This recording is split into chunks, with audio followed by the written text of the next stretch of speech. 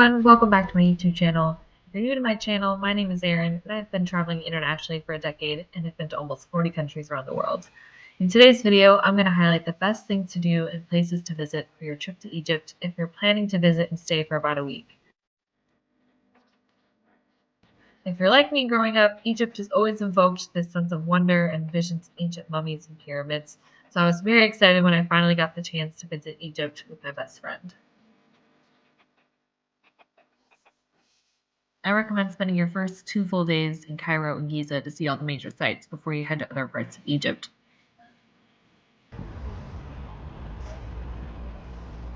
On our first full day, we spent most of the morning wandering around the downtown part of Cairo. We ended up making our way to the popular district of Zamalek, which is in the heart of Cairo and where the Cairo Tower is located.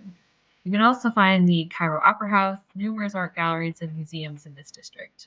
You can also find on Saturdays the Zamalek Market, which includes a farmers and artisan market.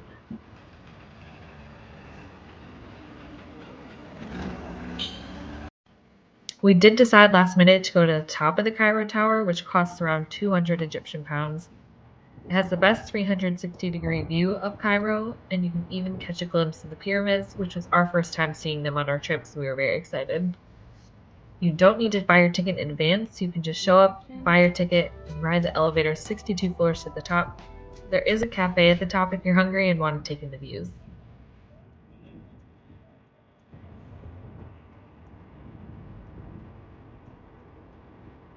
On our first night in Cairo, we booked a food tour with a local guide who was going to take us around to 3 different parts of Cairo to try different foods and beverages. I highly recommend doing this on your first night. It gives you the chance to learn about the different foods you might eat throughout your week, and gives you the chance to meet with a local guide to ask any questions you have about Cairo and Egypt in general. I'll link to our tour we did in the description below. Day 2 was a very early one for us. We were planning to spend the day going to Cairo and Giza's popular sites with a private tour guide that we hired. First stop on the day was Great Pyramids of Giza. Need I say more that this is one of the truly most incredible experiences and such a major bucket list for anyone visiting Egypt. If I had just one recommendation to give you for visiting the pyramids, it would be to get to the pyramids as early as possible in the morning. This will give you the best chance to enjoy these wonders before the big tour buses and groups come later in the morning. Even the vendors who set up for the day around the pyramids were just getting set up for the day when we got there, which meant we had less people coming up to us to try to sell us things.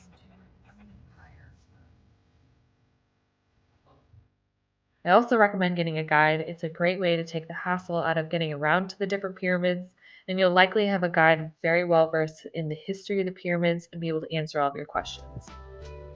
Having a guide might also help deter some of the people trying to sell you some things when you're at the pyramid, and they're also there to just provide overall tips and recommendations about making the experience more enjoyable. You can also pretty easily, ahead of your trip, find tours that you'd like to go on to the pyramids on Byte or Get Your Guide, even Airbnb experiences. My friend and I did a private full-day tour of Cairo and Giza and lunch for around $50 a person.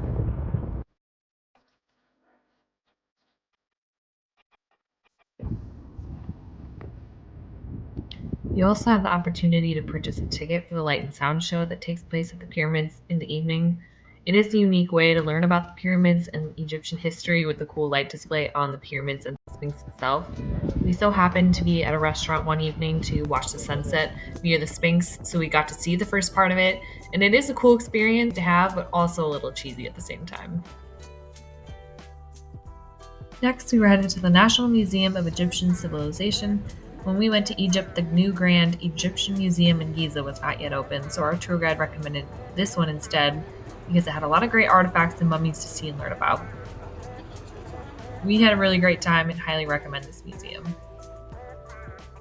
Our last and final stop of the day was at the well-known bazaar in the historic center of Cairo, Khan el-Khalili. I highly recommend you stop here at least once during your trip. You'll be able to find all sorts of stands to find a souvenir or two for yourself and your family and friends at home. If you come to this bazaar, you're also right next door to the oldest street in Cairo, which dates back all the way to the 10th century. I'll put the name on the screen so I don't horribly butcher it. but it was truly one of my favorite places to explore in Cairo. It has some of the most beautiful architecture that I saw in Egypt, and it's an exciting, bustling street to explore.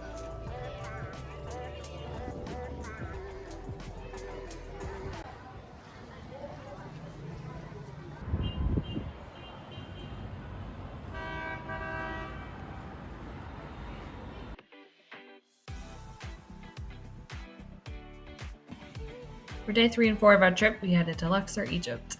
They really don't call Luxor an open air museum for nothing. You truly won't be disappointed at the number of historical statues, tombs, and temples you can see here. Now, there are a few ways to get to Luxor from Cairo. We took a 1 hour plane ride because, given the limited time we had, we thought it was worth the extra cost to fly. You can also save a little bit of money and take the overnight train.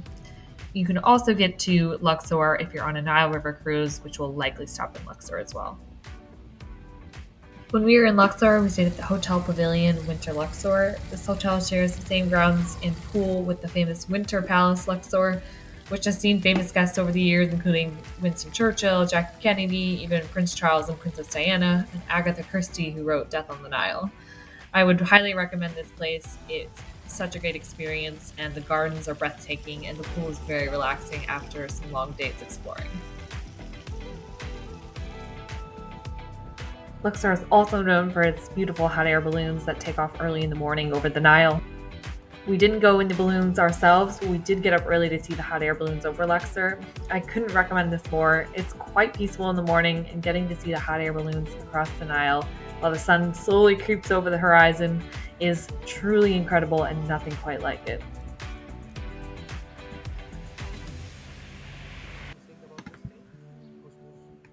2 days in Luxor is going to go by very quickly, so here are the few things that we did in 2 days in Luxor. We went to the Luxor Temple, Karnak Temple, Valley of the Kings, and the Temple of Hatshepsut. I'll leave the link in my description for the full list of recommendations for Luxor in my travel blog, The Scenic Route Traveler. However, I highly recommend getting a guide to take you around to all the different places that you want to. The Luxor Temple and the Karnak Temple are the easiest to walk to if you're staying on the east side of the Nile in Luxor, but the other places I mentioned are around a 45-minute drive away from the main part of Luxor. So having a guide to take you around and also teach you about everything that you're learning is a very invaluable experience to have in Luxor. I also recommend starting your tour early in the morning. We got to the Karnak Temple around 7:30 a.m. with our guide, and it was only us and a few other tourists and a random British film crew filming a documentary at the temple walking around. So start your day early for tours in Luxor and pretty much most other popular places to visit around the world.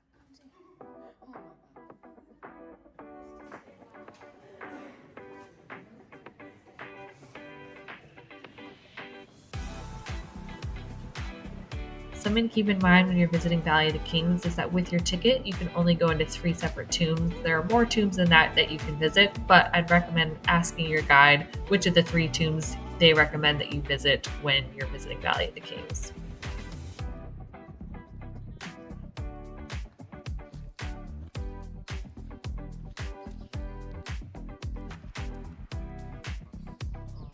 For days 5 and 6 of your trip, I recommend heading to Aswan, Egypt. The most popular way to get to Aswan from Luxor is by train or private car.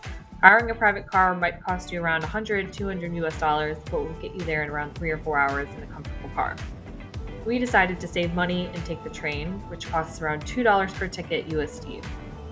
The train takes about 3 hours, but the trains in Egypt are known not to be on time a good portion of the time. We waited about an hour and a half for the train to arrive after it said it would. I really enjoyed my time in Aswan. It's a bit slower paced and a little less touristy than Luxor, but still has plenty to do in 2 days. Admittedly, at this point in the trip, my friend and I had gotten a bit sick from something we ate, so we didn't get to explore as much of Aswan as we were hoping to, but what we did see we really liked. If you're hoping to see the Philae Temple and a Nubian village, I recommend getting a tour guide for both. They can help with transportation to and from your hotel and the docks to get a boat to each place you need to go. The Philae Temple was probably my favorite temple to visit when I was in Egypt. It's located on this small island in the Nile River. It was actually located on another small island, but because of the rising water levels, it was moved piece by piece to a new island with higher grounds back in 1971.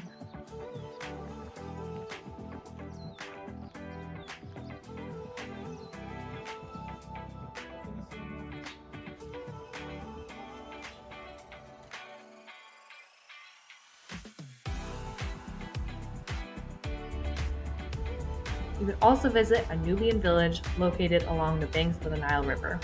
The Nubian villages are painted with bright colors and inhabited by Nubians.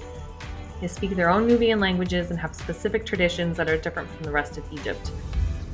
Their origins go back to Sudan when they traveled to the south of Egypt for farming along the Nile River. I recommend getting a guide to take you to the village and teach you about the history of the Nubian people and villages. I'll put a link to my travel blog with the full list of things to do in Aswan. If we had been feeling a little bit better, we probably also would have gone to the Aswan Botanical Gardens and the unfinished obelisk near Aswan.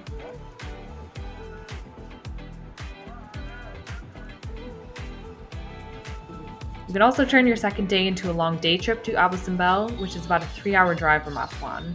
So it can be done in a day, but just know you'll spend quite a bit of time in the car in one day.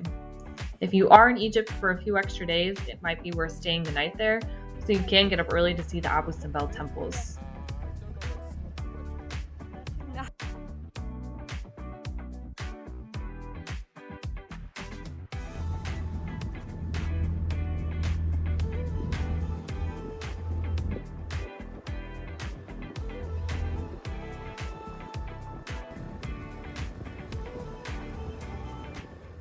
If you have to get back to Cairo from Aswan, I recommend taking a flight. It's quick and easy, and you save a lot of time instead of taking the train all the way back to Cairo.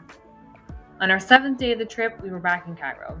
We started our day at the Muhammad Ali Mosque. This mosque is at the top of the hill in Cairo with incredible views of the city.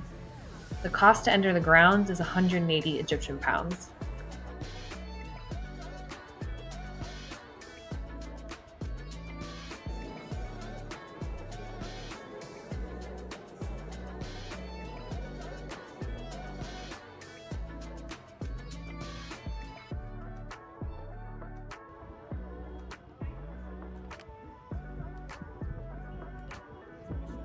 Next, head over to the Al Cesar Park. This was one of my favorite places to go when I was in Cairo. It's a quiet, beautiful park that allows you the chance to see stunning views of the city and surrounding neighborhoods. Tickets are just 30 Egyptian pounds, which makes it a very affordable thing to do in Cairo.